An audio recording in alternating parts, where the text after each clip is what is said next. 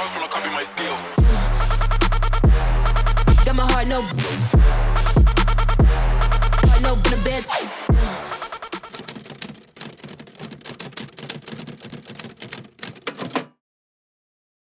To be honest, I prefer MMA because for physical and for defense by the street or by the ring, I thought it's work more and it's better.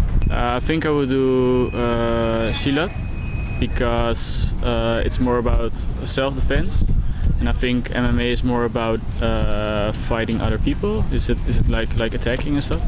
Kalau saya sendiri jujur lebih milih MMA sih. Soalnya di zaman-zaman sekarang tuh lebih booming MMA gitu daripada silat. Silat kayaknya ya, membela diri aja. Jika ada kejahatan. MMA, dia pasti gerakan tubuhnya lebih banyak dan lebih bakar lemak. Silat, ya lebih banyak seninya. I think I prefer MMA. It's a lot more complete. It's great because it's got different martial arts. It's a lot more aggressive, and I think physically and mentally it must be a lot more challenging as well. Pilih silat karena bisa ke MMA juga. MMA because it's a combination of all of martial arts. Tuh milihnya silat deh. Alasannya MMA kan masih kurang tahu sih kayak gimana. I don't know what silat is. Lebih senang nontonnya MMA sih, cuman saya nggak ngerti juga silat gimana. MMA lebih fair. MMA lebih keren aja. MMA karena lebih menarik. MMA lebih keren aja. MMA karena lebih seru aja loh gulat gitu. Nah, maka dari itu saya memilih pencak silat juga. Dilihat juga dari anak-anak muda zaman sekarang yang mulai asing ya dan mulai tidak tertarik dengan pencak silat. Malahan lebih tertariknya boxing karena kan banyak tuh pertandingan-pertandingan boxing yang mulai diminati oleh anak-anak muda. Nah, pencak silat ini sendiri mungkin ada tapi mulai berkurang. Jadi maka dari itu anak muda zaman sekarang itu kayaknya lebih harus belajar mengenai bela diri tradisional ini, apalagi ini juga dari Indonesia. Jadi saya pribadi memilih pencak silat. Silat ini adalah budaya Indonesia yang perlu kita lestarikan. Sejak kemerdekaan dia sudah muncul. Silat sih, ya seringnya di daerah saya itu banyak yang latihan silat. Silat itu saya tidak bisa tendangan. Dulu pernah coba silat waktu SMP, saya tidak cocok dengan olahraga silat. Kalau saya silat, terus saya suka ikut OIS. MMA aja, karena MMA seperti UFC ya. Saya silat, best, bagus. Saya sih suka MMA sih. Pastinya milih MMA. MMA. Oh, MMA. MMA. Saya pilih silat. MMA. Silat.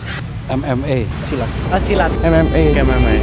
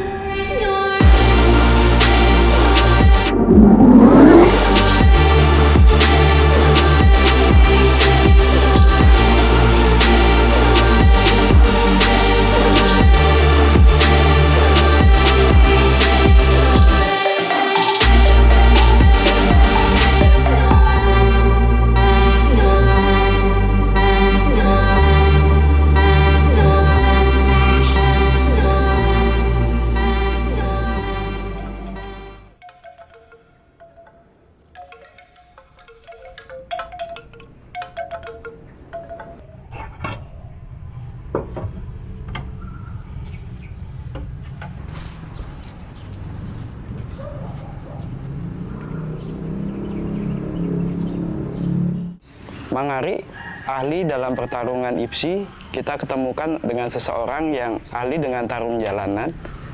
Kita ajak dia tarung di aturannya Mang Ari, mungkin Mang Ari yang menang.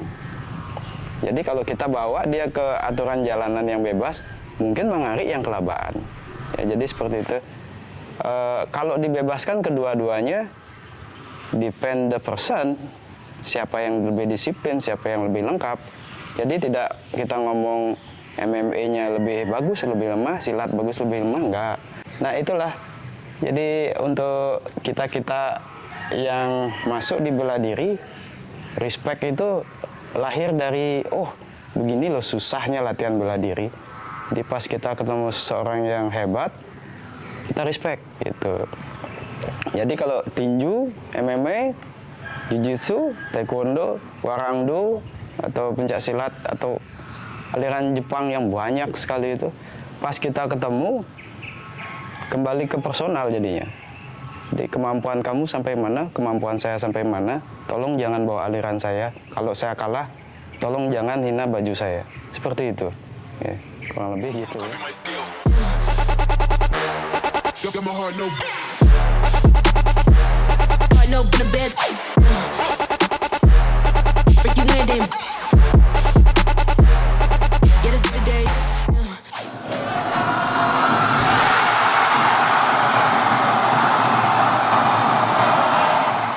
Semua bela diri itu sama ya, bela diri itu sama, tapi masing-masing bela diri itu kan ada risikonya juga ya. Kayak anggaplah kayak di silat itu, karena di silat itu kita itu menggunakan body protector, jadinya sasarannya kita itu harus tepat atau enggak mencari di body. Dan masalah cedera itu kan ya sedikit lah, tapi karena ya tergantung atletnya juga. Kalau udah emosional, emosinya tinggi, pasti otomatis dia ingin mencederai lawan seperti itu kan, tidak sengaja atau enggak sengaja kan itu tidak tahu juga. Nah, kalau samakan dengan bela diri yang lainnya sih gimana ya, ada gininya sih ya, kayak sama kayak ya si tarung derajat ya, MMA kayak gitu, karena dia mungkin kan levelannya mereka tuh lebih tinggi apa gimana ya, nggak ngerti, karena di silat itu dia menjerumus mungkin kurang kayak kekerasan apa gimana, nggak tahu ya. Kayak dia nyari sasarannya itu body masuk poin gitu tanpa mencederai lawan segala macam seperti itu. Tapi dari sisi itu ada sih beberapa yang cedera juga.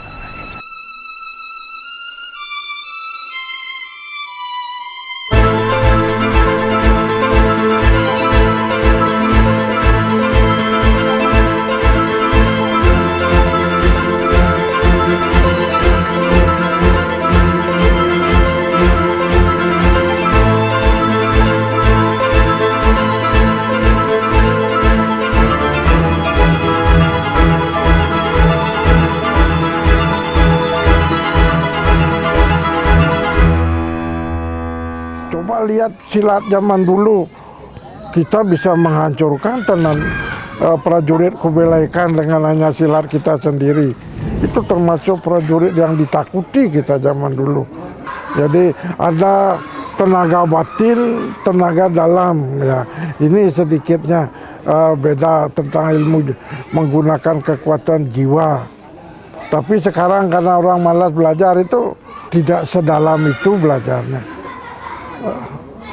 Sebenarnya ketika ilmu itu mau diturunkan, orang-orang maunya belajar instan gitu kan, susah, harus bertapa sekian ini.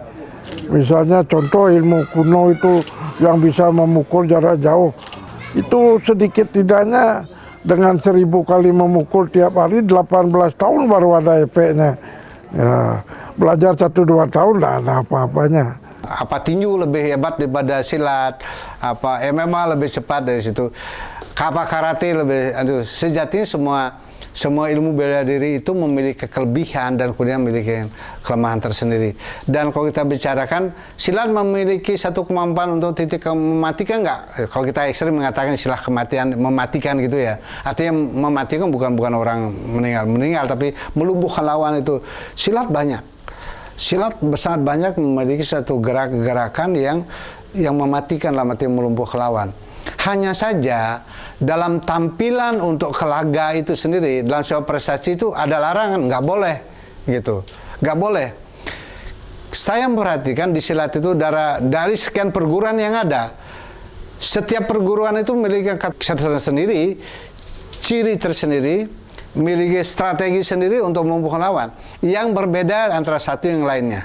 Dan bahkan ini yang kadang juga sulit dipercaya oleh orang lain, silat tidak hanya menggunakan kemampuan fisik, tetapi ada kekuatan pernafasan mereka, ada kekuatan kebatinan mereka. Jadi karena itu silat itu sebagai olahraga fisik, tetapi dia juga olahraga kebatinan, ya olahraga batin. Nah, hal-hal yang kemampuan dan kekuatan sifat batin ini itu nggak boleh dibawa ke laga, gitu. Tidak boleh di laga. Tetapi kalau dia bawa hal sifatnya pertarungan bebas, ya beda lagi itu. Itu hak personal itu. Tapi ketika dibawa ke laga yang dimunculkan ke publik, itu tidak akan muncul. Tetapi cenderung akan dimunculkan hanya sebagai sebuah atraksi saja. Sebagai sebuah atraksi saja. Jadi maka itulah banyak ya perguruan silat yang muncul kemampuan mereka itu bagaimana bisa dia bergerak dalam beberapa detik di api itu dia nggak terbakar. Ada semacam itu. Bagaimana ada perguruan silat yang kemudian mereka muncul kemampuan itu dipukul oleh besi, mereka nggak apa-apa dan justru besi yang patah. Itu adalah olahraga yang sifatnya kebatinan dan itu biasa dimunculkan. Karena itu saya tidak bisa membandingkan yang mana lebih mematikan antara bela diri satu yang lainnya. Masing-masing bela diri mempunyai kekuatan.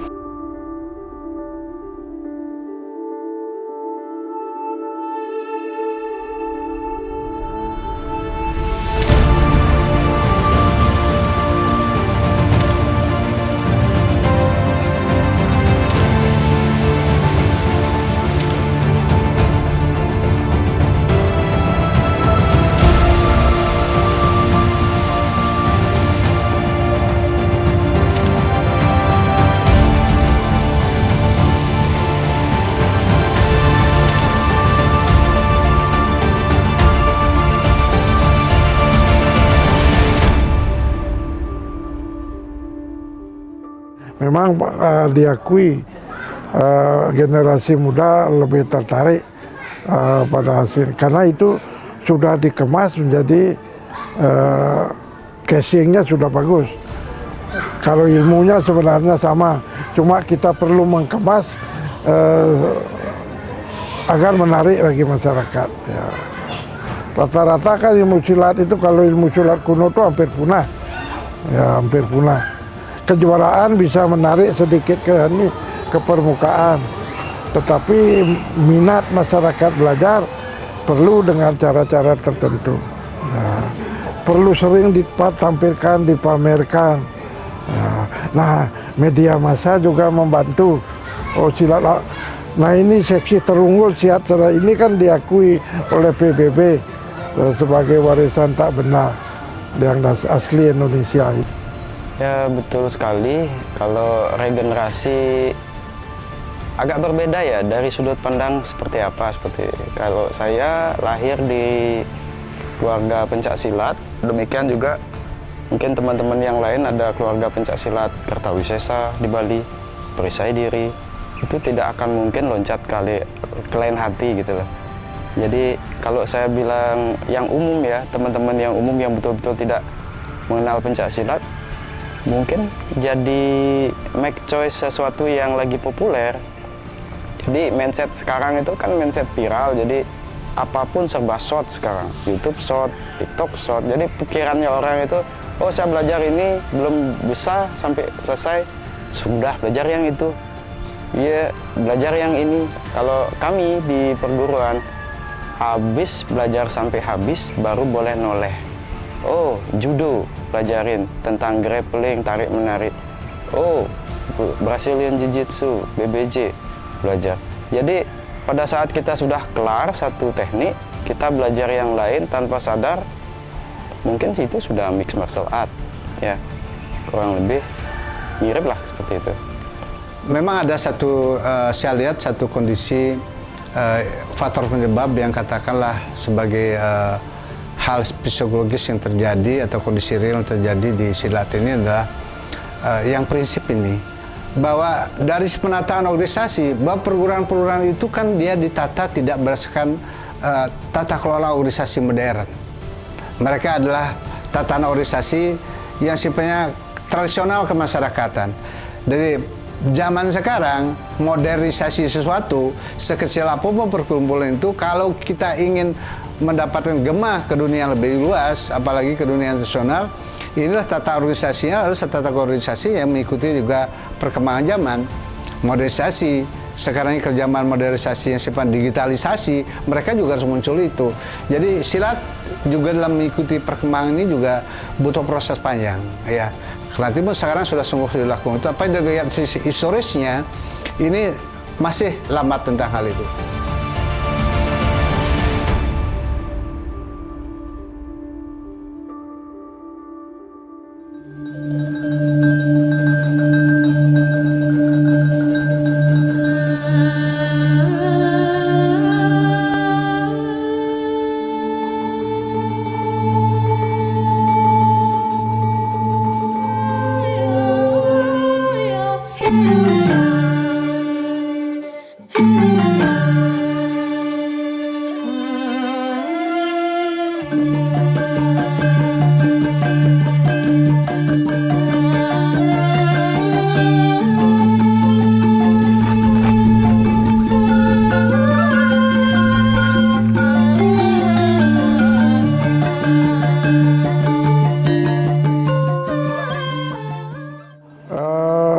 Perkembangan silat di masa kini, ya, di satu sisi kita diuntungkan oleh teknologi dan komunikasi yang lancar.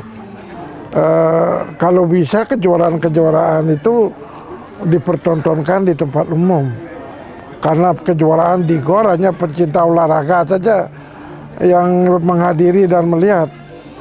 Coba diadakan kejuaraan di tempat-tempat ramai seperti tinju begitu, mungkin akan lebih senang orang menerimanya.